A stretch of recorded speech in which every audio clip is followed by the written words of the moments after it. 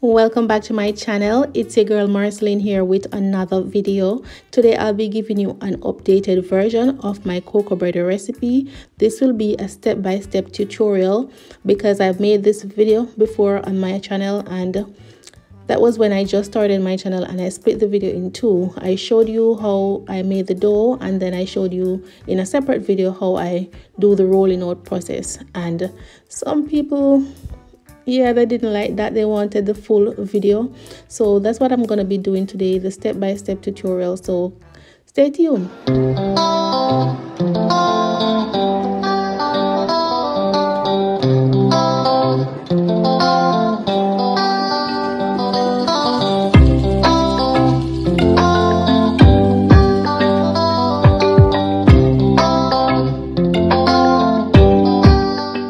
So I have here my warm water to activate my yeast, and the yeast need a warm water, guys, not hot, not cold. If the water is cold, it's not going to rise, and if it's too hot, then it will kill the yeast. And the next thing you want to do is check the expiration date on your yeast, or else your cocoa bread is not going to come out good if it's expired. So please check the expiration date. Also, you're going to need some eggs, and you're going to need your butter. I have here some room temperature butter, or you can use the melted butter. And I'm also going to be using coconut milk. In my last video I used whole milk, but today I'll be using the coconut milk. After all, it's cocoa bread, right? I have here a teaspoon of salt and a tablespoon of salt and half cup of sugar. And I'm going to be using bread flour. A lot of persons have asked me, can I use all-purpose? Yes, you can. I've used it in another video and show you guys that you can use all-purpose. I'll also be using my mixer, but I've also showed you guys that you can knead this with your hand if you don't have a mixer. All right, so I'm going to be emptying my 2 packets of yeast in my warm water, and I'm going to use just a teaspoon of sugar to help my yeast to activate. So I'm just going to put my yeast aside and allow it to activate, and in about 5 minutes it will be ready.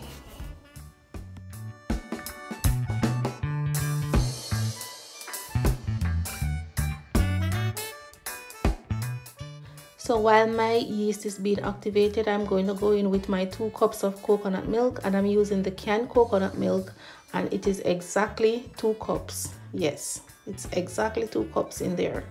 And I'm using the Goya, and it is a very rich. I'm not doing the advertisement for them, but yes, it is very rich, trust me.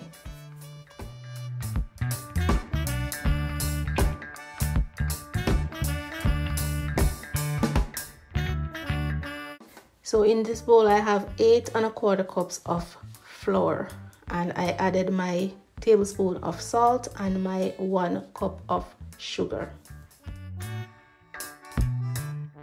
So now I have my yeast, and it's nice and foamy, and that's when you know it's ready. I'm gonna scrape everything out in my mixer, and I also have my eggs ready. I have removed the eyes. You know, we're Jamaican and we remove that little white stuff from the egg because our grandmother told us to remove it, right? So I'm gonna add my eggs and my soft butter. If your butter is cold, you need to just warm it up just a little bit, soften it in the microwave or on your stove. So now I am gonna go in with everything. I'm gonna combine the flour and the salt and the sugar that I've mixed earlier. I'm just gonna allow everything to mix in the mixer. And as I said, guys, you can go ahead and knead this with your hands. I've done it several times, but today I'm just feeling lazy.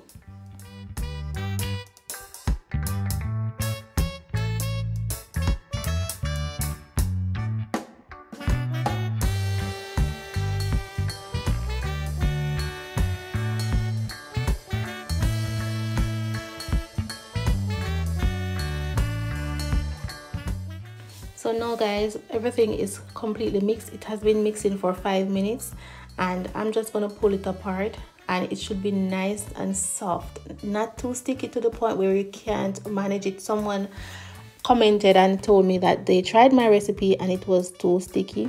It shouldn't be sticky to the point where you can't manage it. It should be very soft and have like a tacky feeling, but it shouldn't be like sticking to everything. It should be like that. Now I'm just going to grease it and I'm going to cover it, and then I am going to allow it to rise until it's double in size, and that's going to take about 45 to an hour.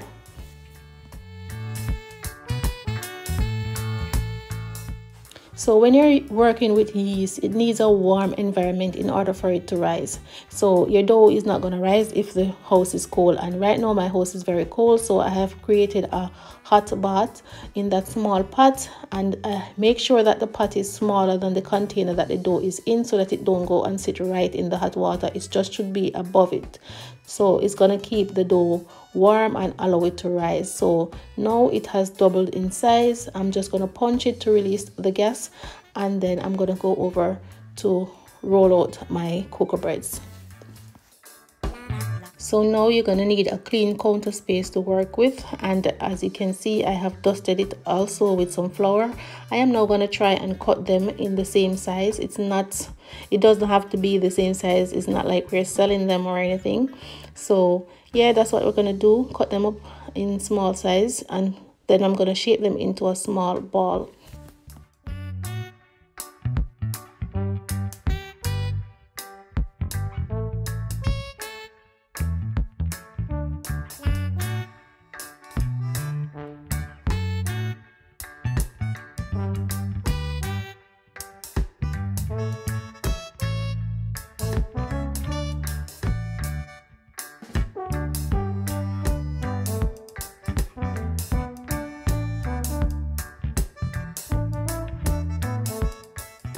So if you're Jamaican, you probably have made dumplings before. So it's similar to dumplings. The shape of it is similar to dumpling. And then I'm going to roll them out. Yeah, I'm going to roll it out with my rolling pin into a circle. And then I'm going to use my bowl to get it to shape.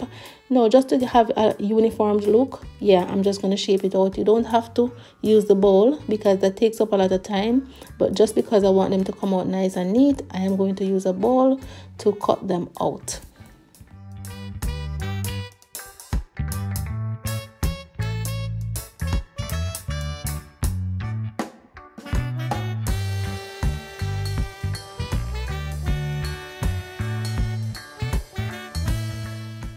So after cutting out the shape of my cocoa bread, I am going to butter my cocoa bread with some room temperature butter. And if you want the traditional cocoa bread look, you're just going to give it one fold, like in a half moon shape. But I like when mine is double fold, so I am going to butter it once more. After I fold it, I'm going to butter it and then fold it again. I don't know if you ever stopped in Black River and stop at their cocoa bread shop in Black River, and this is how it's nice and buttery, and it's folded twice. So that's the one I like to do. But previously, one of my subscribers asked me to do a cocoa bread video doing the traditional way, and I did that video. But this is how I like it.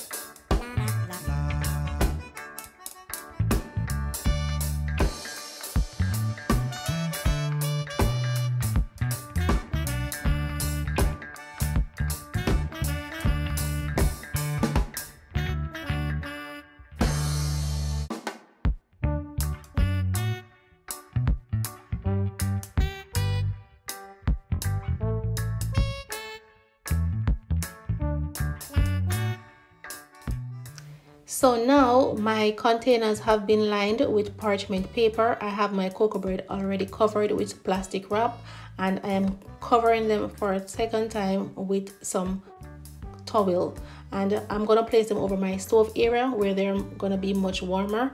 And I covered them for 30 minutes. It's been 30 minutes now, and I'm just gonna add some room temperature butter on the top so that they can have a beautiful color when they come out of the oven.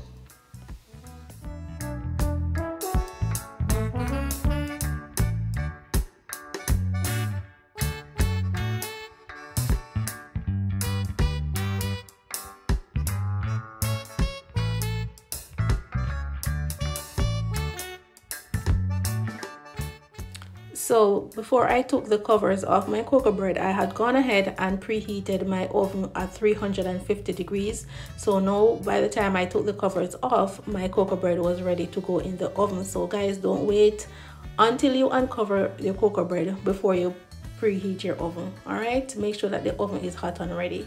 And yeah, I put them in for about 15 to 18 minutes and they were ready.